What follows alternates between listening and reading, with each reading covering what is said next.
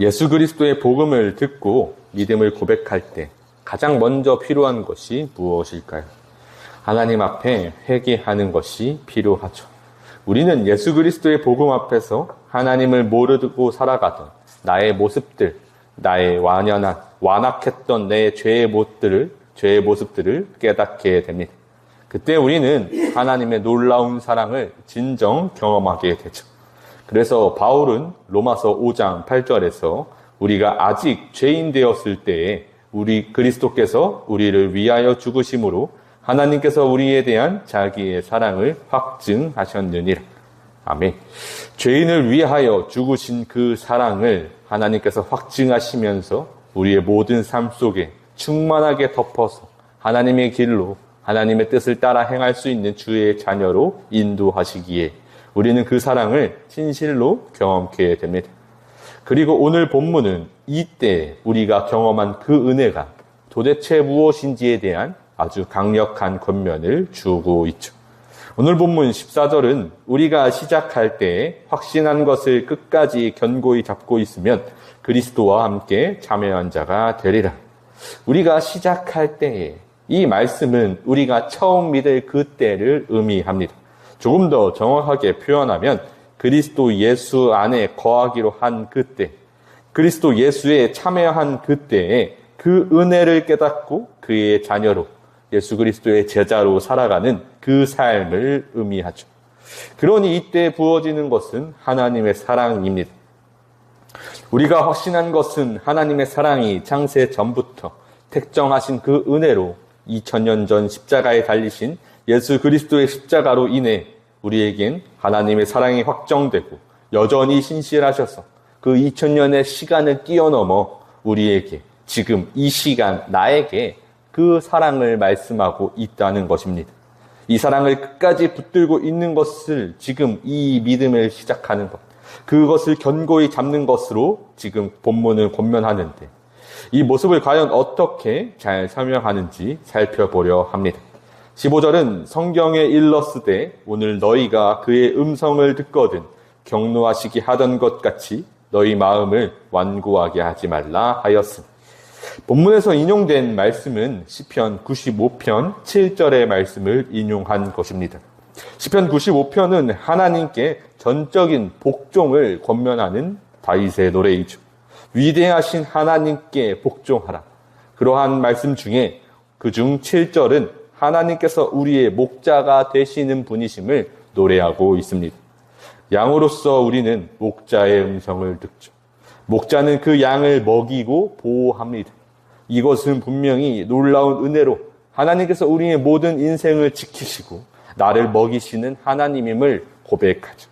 근데 이때 양의 입장을 조금 더 생각해 보면 필연적으로 양은 목자에게 순종해야 함을 권면하는 것임을 깨달을 수 있죠. 그리고 무엇보다 이 히브리서 3장 본문 속 이스라엘 백성들은 그 음성을 듣고도 순종하지 못하는 완고함을 보이고 있음을 깨달아 지금 우리에게 권면하는 것은 하나님 말씀 앞에 순종하는 것임을 깨달아야 한다는 것이죠. 16절을 보면 듣고 경노하시기 하던 자가 누구냐? 모세를 따라 애굽에서 나온 모든 사람이 아니냐. 하나님을 경노하게 한 자들이 도대체 누구이냐라고 말하는 이 히브리서 기자의 말은 누가 하나님의 음성에 거역했는가라는 질문입니다. 바로 모세를 따라 출애굽한 광야 세대였죠.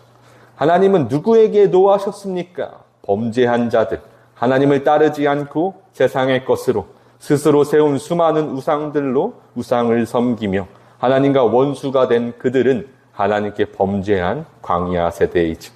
하나님께서는 그런 그들을 이렇게 평가하십니다. 불순종한 자들이라고. 18절을 보면 또 하나님이 누구에게 맹세하사 그의 안식에 들어오지 못하리라 하셨느냐. 곧 순종하지 아니하던 자들에게가 아니냐. 그들에게 하나님께서는 불순종한 그들, 하나님 앞에 불순종한 그들은 결코 안식에 들어가지 못하리라고 하나님께서 맹세하십니다. 결국 오늘 본문은 죄인, 이 마음이 완고한 자들에 대하여 이렇게 결론을 짓습니다. 19절을 보면 이로 보건대 그들이 믿지 아니함으로 능히 들어가지 못한 것이라. 이 모든 행위, 격노하게 하셨던 그들의 모습, 하나님 앞에 범죄했던 그들, 그리고 하나님께서 마음의 중심을 보시기에 그들 앞에 맹세하셨던 그 안식에 들어오지 못하리라 말씀하신 하나님의 말씀, 곧 순종하지 아니했던 그 모든 모습들로 보건대 그들이 믿지 않았던 것이죠. 결국 불순종함은 불신앙에서 비롯된 것입니다. 그들은 결국 하나님의 모든 행사를 경험했음에도 불신앙으로 일관한 것이죠. 마음이 완고한 그들은 믿지 않았기에 불순종하였고 믿지 않았기에 원수가 되었습니다.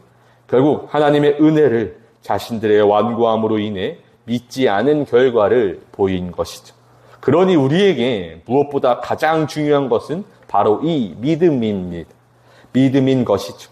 예수님은 우리에게 그 모든 길을 인도하신 이이십니다. 그래서 히브리서 3장 오늘 본문에 시작할 때 1절은 이렇게 권면합니다.